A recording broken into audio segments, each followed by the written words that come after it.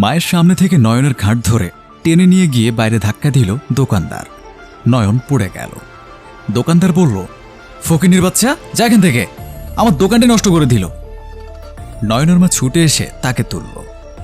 তোকে বললাম আমার কিছু লাগবে না, গরিবদের জন্মদিন হয় না, তারপরও তুই আমাকে এখানে নিয়ে আসলি।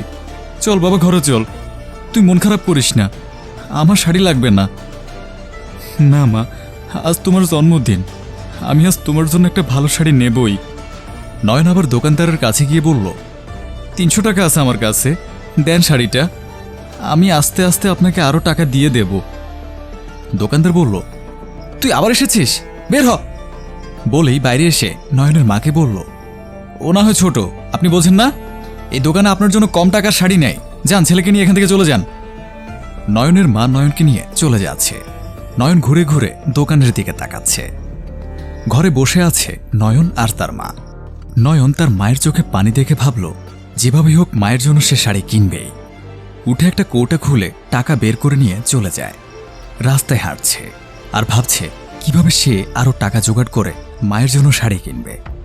হঠাৎ নয়ন দেখল একজন ভদ্রলোকের ব্যাগ কেড়ে নিচ্ছে এক ছিনতাইকারী। নিজেকে প্রস্তুত করে ছুটে এসে মাথা দিয়ে আঘাত করল ছিনতাইকারীর পেটে। ছিনতাইকারী ছিটকে পড়ল। নয়ন ভদ্রলোককে বলল, চলেন এখান থেকে, চলেন আঙ্কেল। তারা দুজন সেখান থেকে দৌড়ে পালালো। নিরিবিলি জায়গায় এসে ভদ্রলোক নয়নকে বলল, তুমি আমার অনেক উপকার করলে বাবা, তুমি না আসলে আমার অনেক ক্ষতি হয়ে যেত। কি নাম তোমার?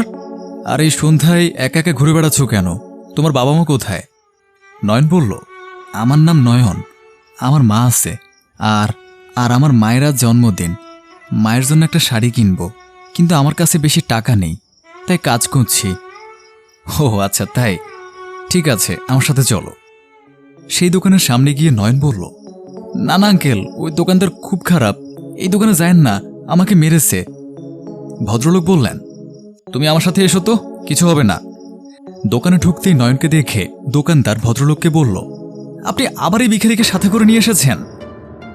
ভদ্রলোক বললেন, তাতে কি হয়েছে, আপনি মানুষকে মানুষ হিসেবে দেখেন, তার অবস্থা অনুযায়ী বিবেচনা করবেন না। আপনি এভাবে কাউকে ছোট করে দেখতে পারেন না, অত্যাচার করতে পারেন না, একটু মানবিক হতে শিখুন।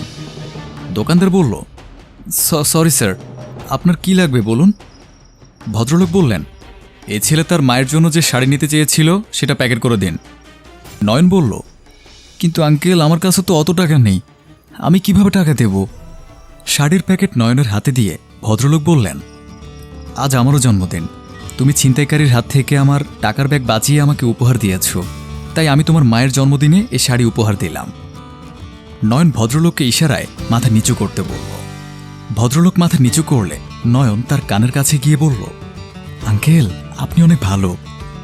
ভদ্রলোক নয়নকে আরও কিছু টাকা দিয়ে বলল, এ টাকা দিয়ে মায়ের জন্য একটা কেক নিয়ে গিয়ে মায়ের সাথে আনন্দ করো, যাও। নয়ন হাসি মুখে চলে গেল। মায়ের ভালোবাসা যেমন কেউ দিতে পারে না, তেমনি সন্তানের মতো করে কেউ মাকে ভালোবাসতেও পারে না। সমাজে এখনো অনেক মানুষ আছে যাদের মধ্যে মানবতা আছে, যারা অন্যের কষ্ট বোঝে। ভালো থাকুক সেই সব মা, যাদের সন্তানরা মায়ের জন্য অনেক কিছু করতে চেষ্টা করে। সাথে সেই সব সন্তানদের বোধ উদয় হোক যারা মাকে অবহেলা করে।